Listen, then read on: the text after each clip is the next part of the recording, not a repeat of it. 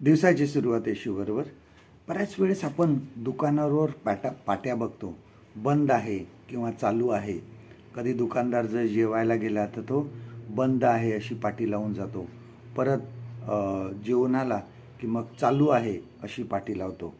आणि आपण बघतो की परत बऱ्याचदा पुष्कळ घरावर बघा कशा असतात, घरावर सुद्धा पाट्या लावलेल्या असतात की विचारल्याशिवाय आत येऊ नका, कुत्र्यापासून सावध,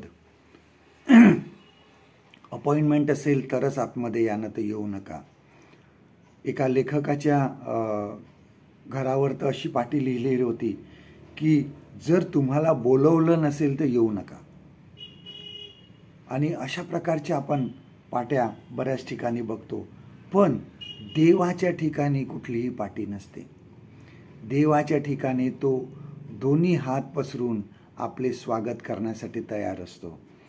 आणि त्यासाठी नेहमी आपण येशूचे उदाहरण लक्षात ठेवले पाहिजे. प्रभू येशू ख्रिस्ताने कोणालाही निराश करून पाठवला नाही. परत त्याच्या सेवेमध्ये त्यांनी प्रत्येकाला जवळ घेतलं आणि प्रत्येकाचं त्यांनी स्वागत केलं. येशूने कधीही कोणाला नकार दिला नाही.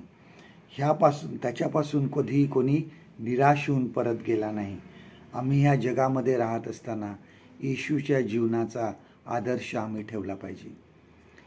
देव कधीही आपले दोन्ही हात पसरून आमच्यासाठी तयार असतो. बघा त्या उधळ्या पुत्राचं उदाहरण.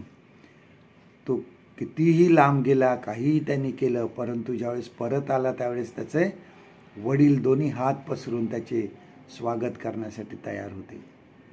परमेश्वर सुद्धा आमचा असाच आहे. आम्हाला तो स्वागत करण्यासाठी नेहमी तयार असतो. आमच्या जीवनामध्ये येशूच्या जीवनाप्रमाणे आपण चालण्याचा प्रयत्न करूया. इतरांना उत्तेजन देण्याचा प्रयत्न करूया. गरजूंसाठी आपण नेहमी तयार असलं पाहिजे.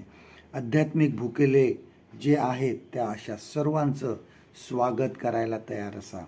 येशूचे हात नेहमी स्वागत करण्यासाठी तयार असतात. आपण त्याप्रमाणे चालण्याचा प्रयत्न करूया. आजचं देवाचं वचन आपल्यासाठी हे आहे. एफिसकरास पत्र याचा 5वा अध्याय 1 वचन. एफिशियन्स चॅप्टर 5 and verse 1. तर मग देवाची प्रिय मुले ह्या नात्याने तुम्ही त्याचे म्हणजे येशूचे त्याचे अनुकरण करणारे व्हा. परमेश्वर करो आजचा दिवस तुमचा आशीर्वादित करो.